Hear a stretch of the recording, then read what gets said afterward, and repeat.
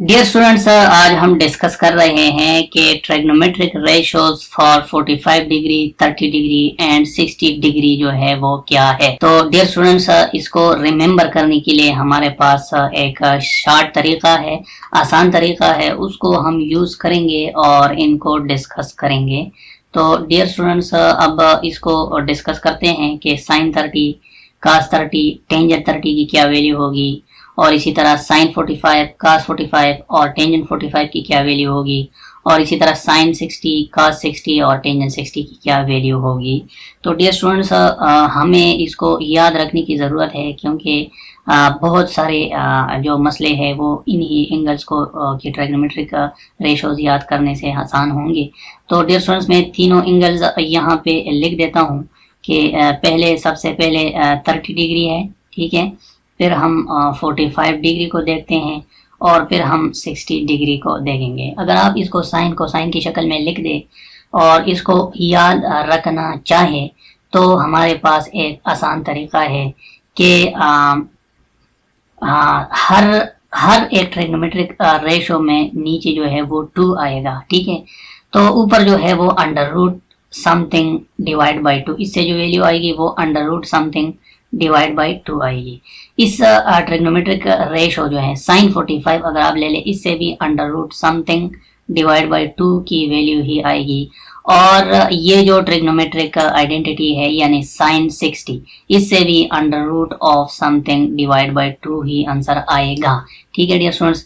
अब हम एक और लिख देते हैं यहाँ पे, कास जो है, कास से भी हमारे पास under root something divide by 2 ही आंसर इससे आएगा, under root something divide by 2। और इसी तरह 45 से भी जो आंसर आएगा वो अंडर रूट डिवाइड बाई 2 आएगा, और इसी तरह cos 60 से भी under root of something divide by 2 आएगा। तो आपने ये सारे इसी तरह फिल करने हैं। अब हम इसमें वैल्यूज पुट करते हैं कि वो अंडर रूट ऑफ समथिंग क्या है। तो डियर स्टूडेंट्स, आपने इसी तरह टेबल बनाना है और इसी तरह फिल करना है। अब हम जो है यहाँ पे 1, यहाँ पे 2 और यहाँ पे 3 पुट करते हैं। साइन के लिए 1 2 3 पुट करते हैं इन अंडर रूट्स में, और कास के लिए ऊपर से नीचे जो है 3 2 1 पुट करते हैं, ठीक है। तो कास के लिए 1 2 3 ऊपर से आएगा और साइन के लिए जो है यहाँ पे 3 आएगा, ठीक है, यहाँ पे 2 आएगा और यहाँ पे 1 आएगा। तो कास जो है वो 3 2 1 और साइन जो है 1 2 3। अब ये अगर कहीं सिंप्लीफाई हो सकता है तो इसको सिंप्लीफाई करें। ये 1 और 2 के बराबर है, ठीक है, और अंडर रूट 2 बाई 2 जो है वो 1 और अंडर रूट 2 के बराबर, ये तो सबको पता है। और अंडर रूट 3 बाई 2 वो तो अंडर रूट 3 बाई 2 है भाई, इसको तो हम नहीं छेड़ सकते, ठीक है। अब इसी तरह अंडर रूट 3 बाई 2 भी अंडर रूट 3 बाई 2 है, इसको भी हम नहीं छेड़ सकते, इसलिए मैं नहीं लिख रहा हूँ। यहाँ पे अंडर रूट 3 बाई 2 है। अंडर रूट 2 बाई 2 ये जो है 1 और अंडर रूट 2 है हमारे पास, तो इसको मैं 1 और अंडर रूट 2 ही लिखता हूँ, ठीक है। और डियर स्टूडेंट्स, वो अंडर रूट 1 बाई 2 इसको भी अगर आप सिंपल तरीके से लिखे तो अंडर रूट 1 जो है 1 होता है, तो ये 1 और 2 हो गया।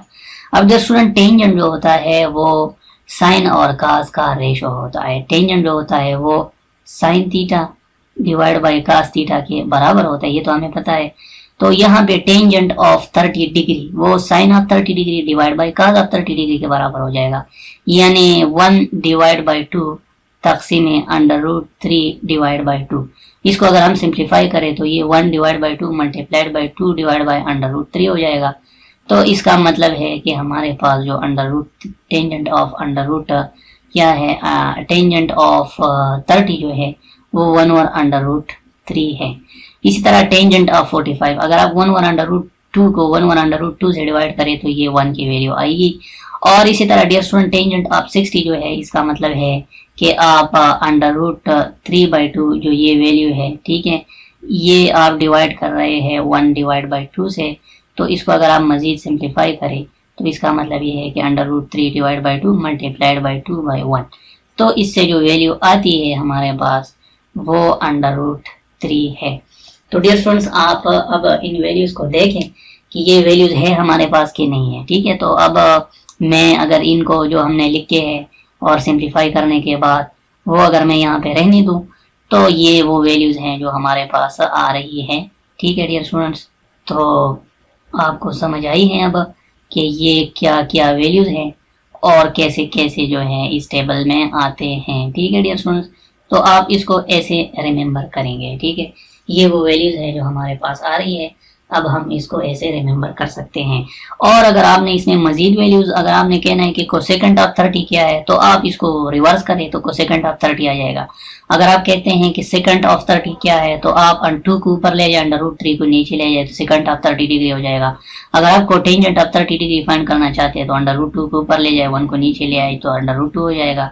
इसी तरह आप बाकी वैल्यूज के साथ भी यही काम कर सकते हैं। तो आई होप ये शॉर्ट ट्रिक था, इनको रिमेंबर करने का आप लोगों को समझ आई होगी। मैंने किया गया है कि समथिंग डिवाइड बाय √2 लिखा है, और साइन के लिए उस समथिंग में 1 2 3 पुट किया है 30 45 60 डिग्री के लिए, फिर मैंने 3 2 1 पुट किया है, और इसी तरह उससे फिर मैंने टेंजेंट भी बनाया है। लेकिन ये 30 45 और 60 डिग्री के लिए है।